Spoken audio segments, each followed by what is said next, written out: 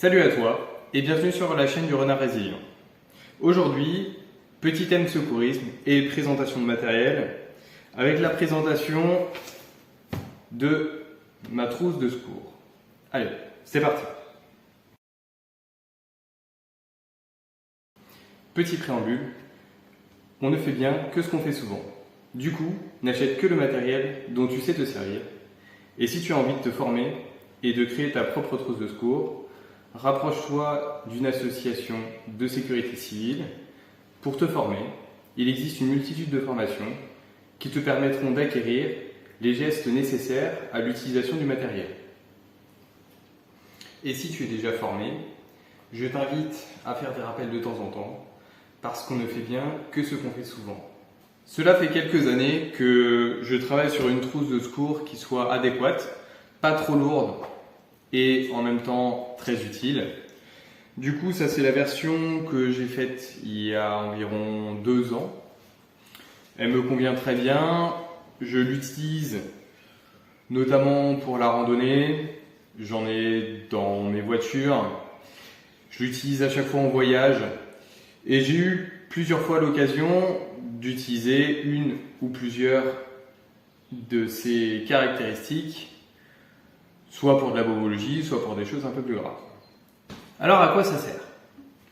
Ça sert à intervenir sur soi, que quelqu'un puisse intervenir sur nous ou à intervenir sur les autres, si jamais on tombe sur un élément imprévu, un accident de la route, une blessure en montagne ou tout bonnement en randonnée.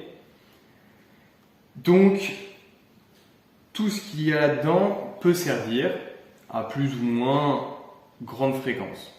Je ne souhaite jamais avoir besoin d'utiliser la totalité de ce que j'ai là-dedans.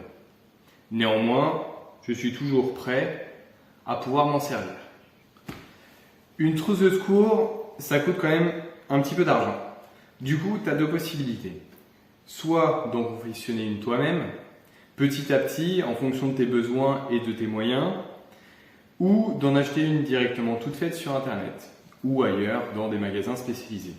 Mon choix s'est porté sur la confection parce que j'ai quand même un petit peu de consommables que je peux me procurer assez facilement, et pour tout ce qui est matériel un peu plus lourd comme les garrots et les pansements israéliens qu'on va voir tout à l'heure, je les ai achetés au fur et à mesure en fonction de mes budgets. 2 petits points importants aussi, c'est que dans vos trousses de secours, vous avez du matériel consommable. Ça sous-entend 2 choses. Un, que vous en aurez peut-être besoin pour d'ultérieurs réarmements de votre trousse. Et la deuxième chose, c'est qu'il peut y avoir des dates de péremption. Donc veillez bien à sortir de temps en temps votre trousse. Ça vous permettra de faire un petit check-up de ce que vous avez dedans, vous faire un petit rappel, pouvoir manipuler de temps en temps et aussi de vérifier les dates de péremption. La deuxième chose, et pas des moindres, c'est l'emplacement de votre trousse. Quand vous allez la stocker et la mettre dans votre sac ou dans votre voiture, ça ne sert à rien de le mettre tout au fond. Au fond du coffre, au fond de votre sac, c'est pas visible et ça ne servira à rien. Il faut, pour qu'il soit utile, qu'il soit visible par vous, ça c'est une première chose, mais surtout par les personnes qui seront amenées à l'utiliser aussi.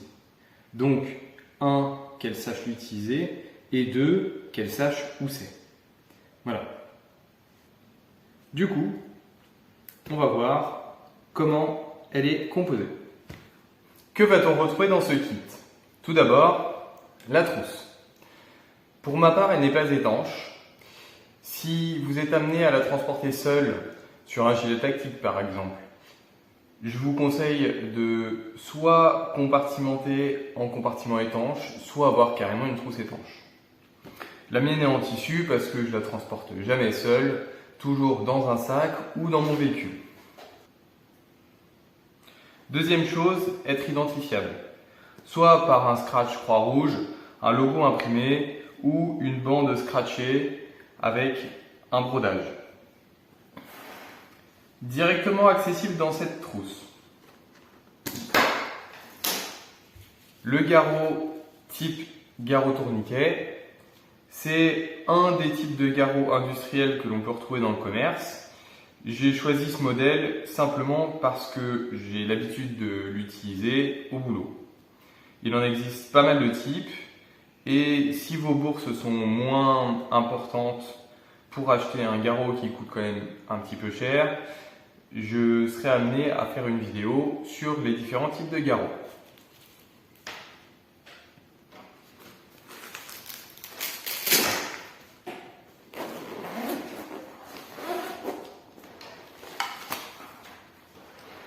Directement accessible aussi, les paires de gants, toujours se protéger du sang, des projections et des muqueuses, sinon vous avez la possibilité de pouvoir attraper des maladies. Et en plus, vos mains en général sont jamais très aseptisées, vous n'êtes pas dans un bloc opératoire, du coup c'est bien aussi de protéger la personne que vous allez secourir des maladies extérieures. Un tube de gel hydroalcoolique, ça c'est l'indispensable pour se laver les mains rapidement si on doit intervenir sur une personne, mais ça on n'en aura pas forcément le temps, mais plutôt après pour pouvoir se désinfecter les mains. Un tube de Daquin, tube de 50, pourquoi aussi gros? Pour pouvoir permettre un trempage. Si jamais vous êtes en rando, vous avez un panari, que vous piquez sur une aiguille d'oursin ou quelque chose qui peut s'infecter, au moins vous avez un contenant suffisant pour faire un trempage dans un gobelet. Voilà. Et après, pour désinfecter une plaie, c'est toujours bien d'avoir un petit peu de volume. 2 tubes de sérum physiologique de 50.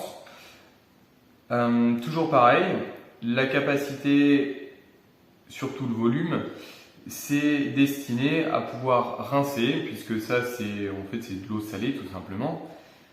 Ça va permettre un rinçage de la plaie, donc si vous avez des tout petites 5 ou de 10 ml, vous n'allez pas faire long feu et vous n'allez pas pouvoir rincer efficacement la plaie sur laquelle vous allez intervenir. Un sac type Dasserie. Donc, c'est des sacs identifiés jaunes, sacs d'activité aux soins à risque infectieux. Ça vous permet de pouvoir réceptionner du vomi par exemple, mais aussi et surtout de mettre les déchets, vous n'allez pas les jeter en pleine nature. Donc tout ce qui est déchets de soins, les gants, les compresses, les différentes matières souillées, vous allez les mettre là-dedans. Et comme ça, la personne qui va relever vos poubelles, au moins elle ne va pas se contaminer.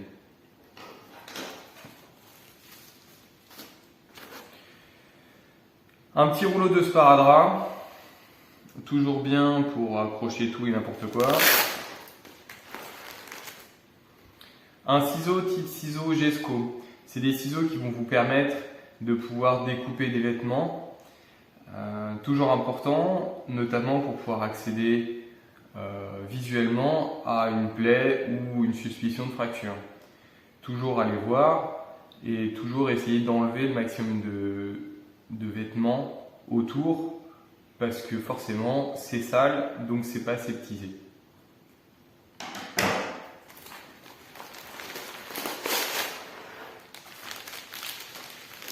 Deux pansements absorbants, un moyen et un grand modèle. Ça va vous permettre de nettoyer une grande superficie ou de faire compression si vous ne voulez pas directement être en contact avec le sang.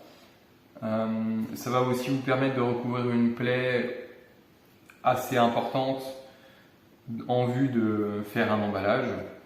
Donc ça, c'est toujours bien d'avoir des grands pansements pour pouvoir bien isoler la plaie des éléments extérieurs.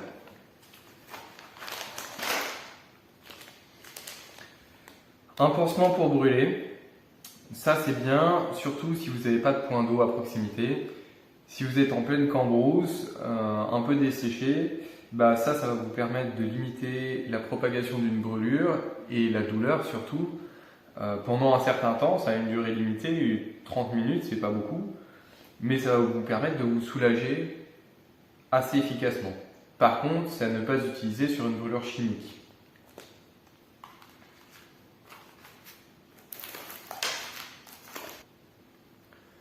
Pansement compressif type pansement israélien, très efficace pour traiter en première intention une hémorragie. Il fera l'objet d'une vidéo ultérieure pour voir un petit peu comment ça s'utilise. Toujours à proximité du garrot.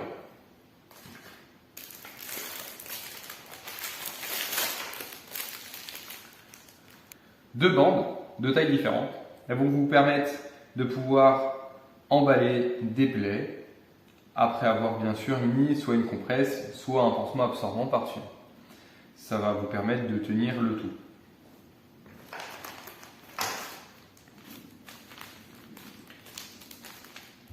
Des compresses, j'en ai pas mal. C'est un des consommables qu'on utilise le plus pour nettoyer une petite plaie ou pour emballer quelque chose.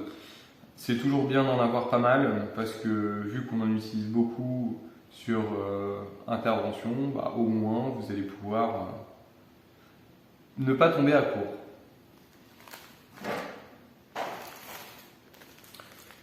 Une écharpe, ça permet d'immobiliser, notamment comme sur le dessin, l'avant-bras et le poignet, mais vous pouvez aussi immobiliser tout ce qui est épaules, clavicules et omoplate avec ce système.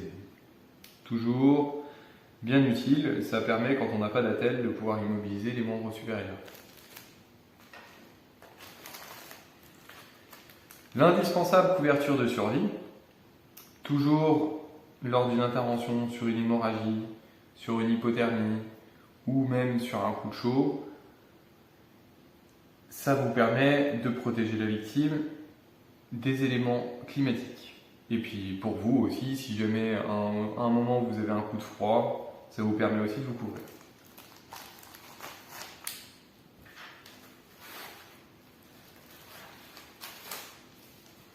Des pansements classiques, de taille, parce que forcément, toutes les petites bobologies, on ne va pas forcément voir les mêmes tailles.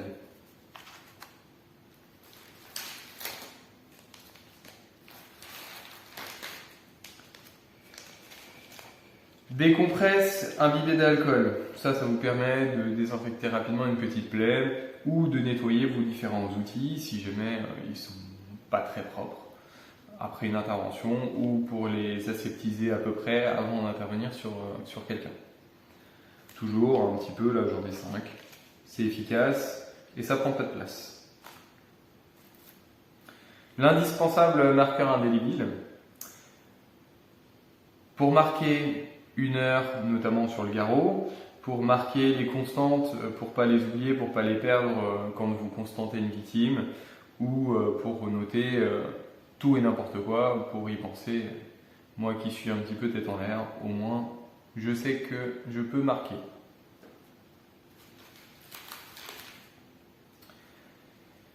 Une pince à épiler, ça c'est aussi l'indispensable quand on part en rando ou qu'on bricole, pour éviter de rester avec une écharpe trop longtemps. Au moins, ça permet en première intention de pouvoir essayer de la dégager. Un petit kit de lame scalpel, ça c'est pour ouvrir tout et n'importe quoi, ou si jamais le ciseau Gesco est pété, au moins vous avez un deuxième moyen de couper les vêtements.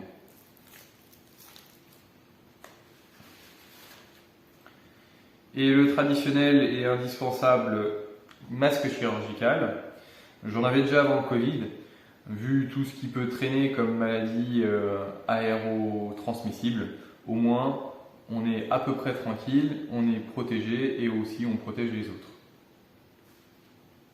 Cette vidéo est maintenant terminée, n'hésite pas à t'abonner, à mettre un pouce bleu et à lâcher un petit commentaire, ça aidera bien la chaîne. Et je te souhaite bon courage, n'hésite pas à poser des questions si jamais tu en as besoin. Et à bientôt sur le Renard Résilient.